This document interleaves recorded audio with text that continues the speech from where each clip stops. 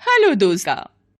अशोक और मालती अपनी बेटी दीपशिखा की शादी को लेकर बहुत ही परेशान थे। दीपशिखा दिखने में तो बहुत ही सुंदर थी, लेकिन उसके अंदर एक बहुत ही बुरी आदत थी और वो आदत थी पाद मारने की। और उसकी पाद भी कोई नॉर्मल पाद नहीं होती थी। उसकी दुर्गंध इतनी भयानक होती कि सभी के मुंह से निकल जाता। अरे उठा ले रे बाबा, मेरे को नहीं इसको। जो भी लड़का उसे देखने आता, दीपशिखा की उस समय ना चाहते हुए भी पाद छूट जाती और उसका रिश्ता टूट जाता। पूरे 2 दर्जन लोगों ने हमारी बेटी को रिजेक्ट कर दिया है। पता नहीं इसकी शादी कभी होगी कि नहीं। अरे ऐसा मत कहिए, भगवान ने सबके लिए कोई न कोई जोड़ी बना कर रखी है। मालती ये बोल ही रही थी कि दीपशिखा जो वहाँ बैठी मूली खा रही थी, उसने जोरों की पाद मार दी। पाद की आवाज इतनी जबरदस्त थी कि टेबल पर रखा मोबाइल नीचे गिर गया और उसकी स्क्रीन टूट गई। और उसके बाद वहाँ जो बदबू फैली, उसके कारण अशोक और मालती बेहोश होते होते बचे। अरे दीपशिखा, तुझे पाद ही मारना था तो यहाँ से उठकर चली जाती, दूसरे कमरे में पाद मार लेती, लेकिन तू है कि अपनी आदत से बाज नहीं आती। अरे माँ, मैं उठकर जाने ही वाली थी, लेकिन तब तक पाद छूट गई। ये कहते हुए उसने एक बार फिर से पाद मार दिया। मालती और अशोक नाक पर हाथ रखे हुए दूसरे कमरे में चले गए। 2 दिन बाद की बात है। अशोक ने पंडित जी को घर पर बुलाया था। पंडित जी ने एक बहुत अच्छा रिश्ता उन्हें बताया था। लड़का जिसका नाम मुकेश था, वो बैंक में मैनेजर था और अच्छे परिवार का भी था। उसके पिता रिटायर्ड प्रोफेसर थे, माँ हाउसवाइफ। अरे नहीं नहीं अशोक जी, वो लोग बहुत ही अच्छे हैं। एक पैसे की डिमांड नहीं है उनकी। अरे अच्छे खाते पीते परिवार से हैं। उन्हें दीपशिखा पसंद तो है ना? अरे 100% पसंद है, तभी तो मुझे बात आगे बढ़ाने के लिए बोला है।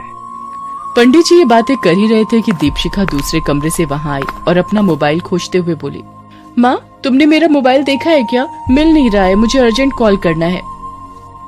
ये कहते हुए उसने जोर की पाद मार दी। पंडित जी जो इतनी देर से दीपशिखा की तारीफ कर रहे थे, उन्होंने उसकी ओर तिरछी नजरों से देखा और कहा, मुझे भी एक अर्जेंट काम याद आ गया, मुझे इजाजत दीजिए।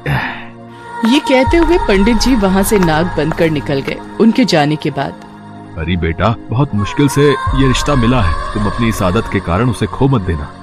मैं क्या करूँ पिताजी, मैं कंट्रोल करने की कोशिश तो करती हूँ, लेकिन होता नहीं। बहरहाल किसी तरह दीपशिखा की शादी मुकेश से हो गई। सुहागरात वाले दिन की बात है। तुम बहुत ही खूबसूरत हो। मैं बहुत लकी हूँ कि तुम्हारी जैसी लड़की से मेरी शादी हुई। दीपशिखा जो पूरी शादी में किसी तरह कंट्रोल करके अपने पाद को दबाए बैठी थी, उसने उस मोहब्बत के लम्हे को अपनी पाद से थरथरा दिया। मुकेश बिस्तर से गिरते गिरते बचा। अरे कहीं भूकंप तो नहीं आ गया? भूकंप नहीं तो। तभी उसके नाक से पाद की बदबू टकराई, जो इतनी भयानक थी कि उसका मन उल्टी करने का करने लगा। क्या हुआ जी, आपको उल्टी क्यों आने लगी? आपने कुछ ज्यादा ही खा लिया क्या? अरे नहीं नहीं, खाया तो मैंने बिल्कुल कम है। मुझे उल्टी इस गंदी बदबू के कारण आ रही है। पता नहीं कहाँ से आ रही है ये बदबू। वही तो मुझे समझ नहीं आ रहा है।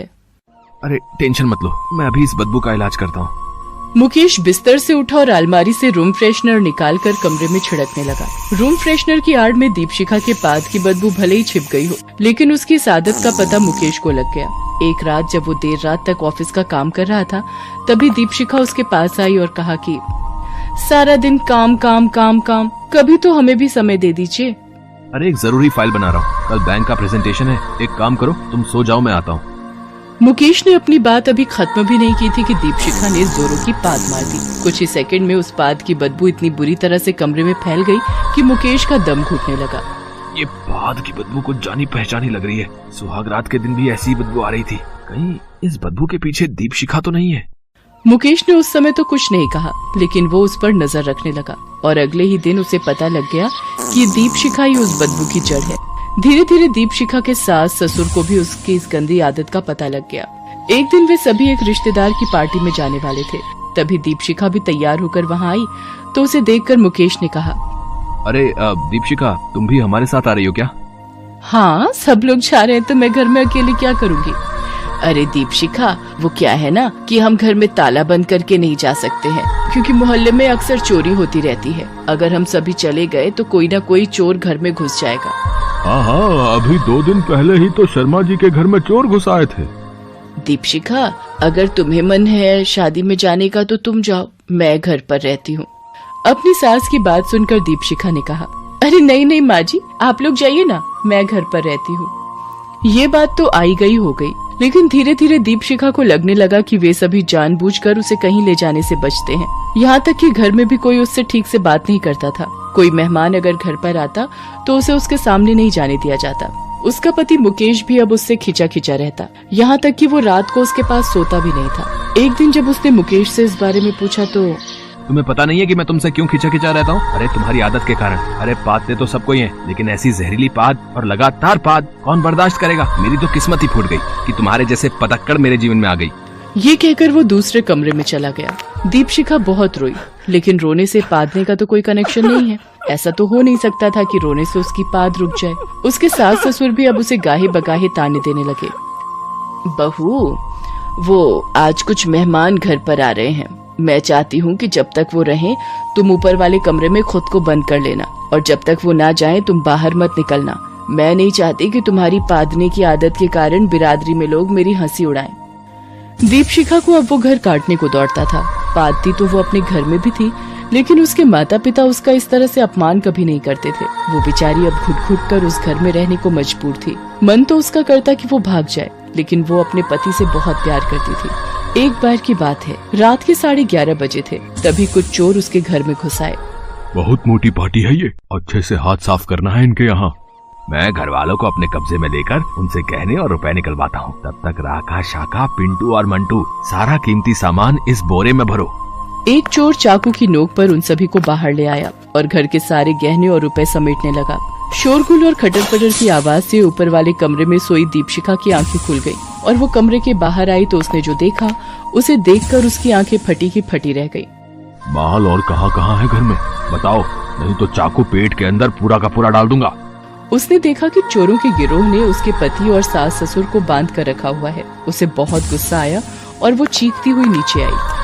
तुम लोग मेरे घर में कैसे घुस आए, और मेरे पति और सास ससुर को तुमने क्यों बंधक बना कर रखा है? मैं अभी पुलिस को बुलाती हूँ। ओए झांसी की रानी, ज्यादा नाटक मत कर, नहीं तो चाकू जाएगा तेरे पेट के अंदर और तू जाएगा सीधा ऊपर। वो ये बातें कर ही रहे थे कि दीपशिखा को जोर की पाद आई और उसने पाद मार दी। पाद की आवाज से चोरों में खलबली मच गई और जैसे ही पाद की बदबू फैली, चोरों का दम घुटने लगा। अरे राका, मेरा दम घुट रहा है। इतना गंदा कौन पादता है बे?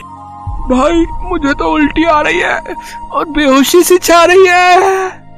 पाद सूंघने के बाद सारे चोरों की हालत एक जैसी ही थी।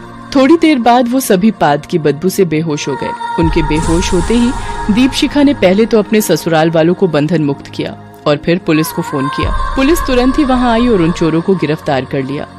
आपकी बहू तो बहुत ही बहादुर है। इन चोरों ने पिछले कई महीनों से हमारी नाक में दम कर रखा था। हर बार ये हमसे बच भी जाते थे, लेकिन आज आपकी बहू ने तो कमाल कर दिया। हम बहुत जल्द ही आपकी बहू को सम्मानित भी करेंगे। हमारे देश को ऐसी बहादुर महिला की बहुत जरूरत है।